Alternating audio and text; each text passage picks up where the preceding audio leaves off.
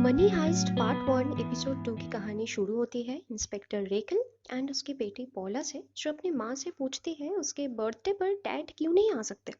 तो रेकल उसे याद दिलाती है कि उसके मॉम डैड का डिवोर्स हो गया है एंड अभी उसकी माँ ही उसकी ख्याल रखेगी। तो पॉला थोड़ा गुस्से में बोलती है कि आप नहीं चाहते मैं डैड से मिलूं। फिर उसकी दादी समझाती है कि ऐसी बात नहीं है, उन दोनों के बीच जल्दी सब कुछ ठीक हो जाएगा। इसके बाद रेकल को चीफ कमिश्नर के कॉल आते हैं। रॉयल मिंट्स के रॉबरी न्यूज़ वो इसे बताते हैं एंड रेकल को as a hostage negotiated police operation join करने के लिए बुलाता है। उस दिन उसकी छुट्टी थी बट फिर भी वो मान गई। नेगोशिएटर वो इंसान होता है जो ना दो ग्रुप के बीच कुछ एग्रीमेंट्स को स्टैंड करने के लिए एक दूसरे के साथ समझौता करते हैं। हम देखते हैं Denver and Nairobi Tokyo and Rio के ऊपर चिल्ला के उन दोनों पर इल्ज़ाम लगा रहे हैं पिछले इंसिडेंट्स के लिए।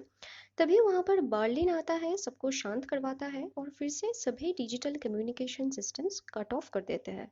बर्लिन प्रोफेसर को कॉल करके बताते हैं कि टोक्यो रियो को बचाने के लिए गन शॉट से दो पुलिस ऑफिसर्स को इंजोर्ड की है। जब प्रोफेसर टोक्यो से पूछता है उन दोनों की रिलेशनशिप के बारे में, तो टोक्यो गुस्सा होकर साफ ना कर देती है, बताती है कि ये स्टेप उसने खुद को एंड अपने टीममेट को बचाने के लिए ली थी। हम एक और कैरेक्टर से मिलते हैं, एंजल, जो डेप्यूटी इंस्पेक्टर है। रेकल के साथ ऐसे बहुत ऑपरेशंस हैंडल कर चुके हैं। वो दोनों स्पॉट पर आते हैं जहां स्वैट टीम का कैंप है, रॉबरी से जुड़ी हुई कुछ इंफॉर्मेशन शेयर करते हैं।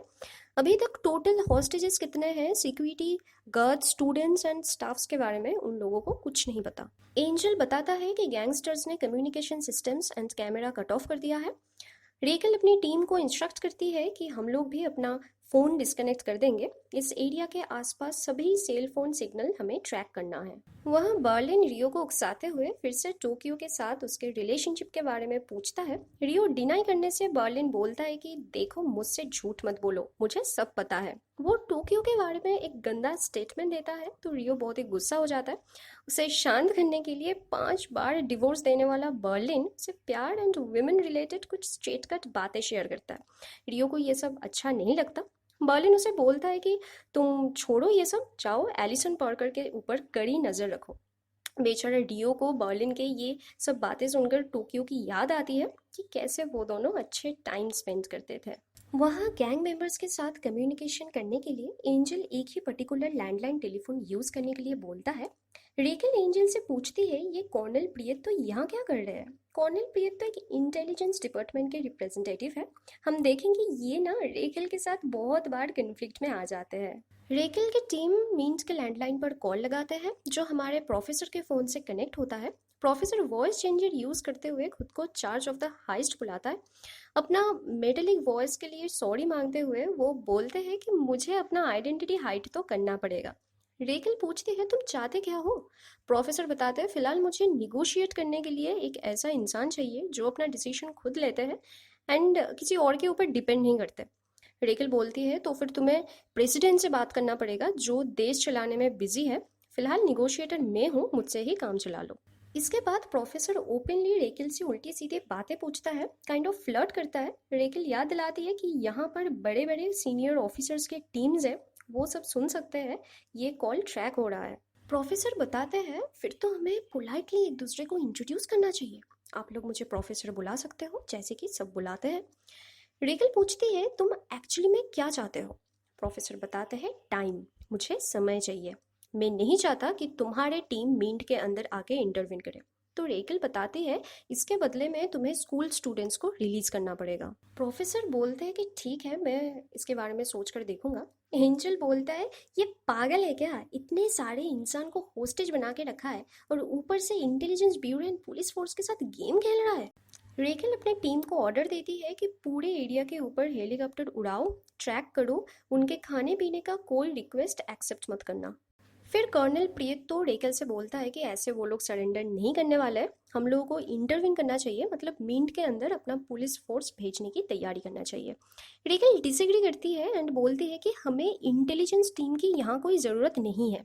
तो कर्नल सबके सामने रेकल की पर्सनल लाइफ उठाकर उसकी बेइज्जती करते हैं। बोलते हैं कि तुम्हारा एक्स हस्बैंड तो अपना professional and personal life rebuild कर चुका है, पर तुम शायद अभी भी मूव ऑन नहीं कर पाई हो। रेकल को बहुत ही बुरा लगता है। तभी एक बीप से पता लगता है कि म्यूजियम के आसपास एक इनकमिंग कॉल आ रहा है, जो कि उनके ही एक ऑफिसर की थी, जो अपने वाइफ से फोन पे बात कर रहा था। एलिसन रियो से पूछती है कि उसे अलग जगह पर क्यों रखा गया, तो रियो बताता है वो उसकी सेफ्टी के लिए है। रियो फ्लैशबैक में देखते हैं कि कैसे पूरे टीम अपना ख्वाहिश एक दूसरे को बताते हैं कि वो लूटेड पैसे के साथ क्या करने वाले हैं। डेनवर बताता है वो एक लक्जरी ब्लू कार, एक मार्शल आर्ट स्टूडियो एंड एक 3 स्टोरी नाइट क्लब खरीदने वाला है। वो मजाक में ये भी बोलता है कि अपने चेन स्मोकर डैड के लिए न्यू लंग्स भी खरीद लेगा। टोक्यो पूछती है कि ये न्यू लंग्स आएंगे कहाँ से, तो डेनवर हंसते हुए बोलता है जैसे लोग अपने किडनी बेचते हैं तो लंग्स भी बेचते होंगे। बर्लिन बोलता है वो अपना वाइन बिजनेस स्टार्ट करेगा। रियो उसे पूछता है कि जब तुम मार्केट से कोई भी प्राइस टैग का वाइन खरीद सकते हो तो वाइनरी की क्या जरूरत। बर्लिन बोलता है वो एक कला है, यानी आर्ट है। टोक्यो बोलती है वो एक आइलैंड खरीद लेगी। रियो बताता है उसे भी एक छोटी सी आइलैंड चाहिए जहां उसका एक बड़ा घर होगा with a sea face balcony. Nairobi बताती है वो एक प्लेन खरीदेगी एंड खुद पायलट होकर चलाएगी। प्रोफेसर बताते हैं कि अपने एक्सपेंसिव ड्रीम्स पूरा करने के बाद भी तुम लोगों के पास बहुत पैसा होगा। मॉस्को बोलता है ये सब के बाद वो एक म्यूजिक एल्बम रिकॉर्ड करना चाहता है। प्रेजेंट सीन में आते हैं। बर्लिन होस्टेजेस को अपना आई पैच हटाने को बोलता है। उन लोगों को sleeping bags, water and sandwich provide किया जाएगा। सबको गैंग मेंबर्स की तरह same red outfit and mask दिया जाता है। मैनेजर आर्तुरो बताते हैं कि यहाँ पे प्रेग्नेंट वुमेन, डायबिटिक्स की पेशेंट्स हैं, स्टूडेंट्स हैं, तुम्हें उन लोगों को ऐसे परेशान नहीं करना चाहिए। तो डेनवर डराते हुए उसको अपना गन देता है एंड बोलता है कि या तो तुम मुझे या मैं तुम्हें शूट करूंगा।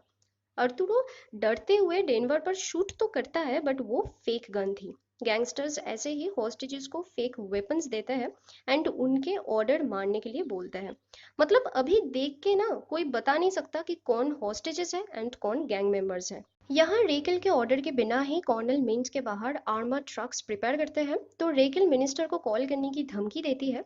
कॉर्नल रेकल को समझाते हैं कि गैंग मेंबर्स के पास यूके एम्बेसडर बेंजामिन पार्कर की बेटी एलिसन पार्कर है, जो इंग्लैंड की रानी के अच्छे दोस्त भी है। आज वो बस एक हॉस्टेज है, पर अगर कल वो गैंगस्टर के मेन टारगेट बन जाएगी तो पूरे देश में डर सा फैल जाएगा। वहाँ आर्थुरो मोनिका से बात करने की कोशिश करता है, तो नायरोबी वहाँ पहुँच जाती है एंड सब कुछ जानते हुए मोनिका से अच्छे से पेश आती है।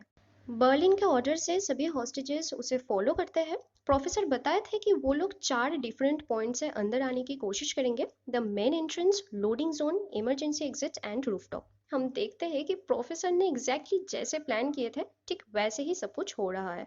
रियो उधर एलिसन को एक स्क्रिप्ट लाइव चैनल पे पढ़वाता है। वो चैनल पे बताती है कि हम सब सेम ड्रेस एंड मास्क डाले हुए हैं, किसी को पता नहीं है कौन क्या है, तो आप लोग प्लीज अंदर मत आइए, हो सकता है आप लोग गैंगस्टर्स को नहीं हॉस्टेजेस को मार डालो। हम देखते हैं कि गैंगस्टर्स मिशन गन लेके अपने पोजीशन पे है। रेकिल के ऑर्डर से ऑपरेशन कॉल ऑफ यानी कैंसिल किया जाता है। टोक्यो वॉइस ओवर पर बताती है कि कोई कम्बैट के बिना ही ओनली प्रोफेसर के कॉमन सेंस यूज करके हम अपने असली काम शुरू करते हैं। हॉस्टेजेस को ग्रुप में डिवाइड करके मनी प्रिंटिंग की काम शुरू होती है। नायरोबी हैप्पीली बताती है मिशन रुकना नहीं चाहिए, मिशंस के इलेक्ट्रॉनिक म्यूजिक नाइट क्लब की तरह होनी चाहिए। 3 घंटे बाद हम लोग टेक्निकल इश्यूज सॉल्व करेंगे। एपिसोड के आखिर में हम देखते हैं रेकल एक नियर बाई कैफे में जाती है। उसके फोन पे चार्ज ना होने के लिए वो अपने माँ को कॉल नहीं कर पाती। तभी हम देखते हैं हमारे प्रोफेसर वहाँ पहले से ही बैठा होता है एंड अपना फोन ऑफर करते हैं। सालवा जो प्रोफेसर का लोकल नेम है, रेकल उनके फोन से अपने माँ को कॉल करती है।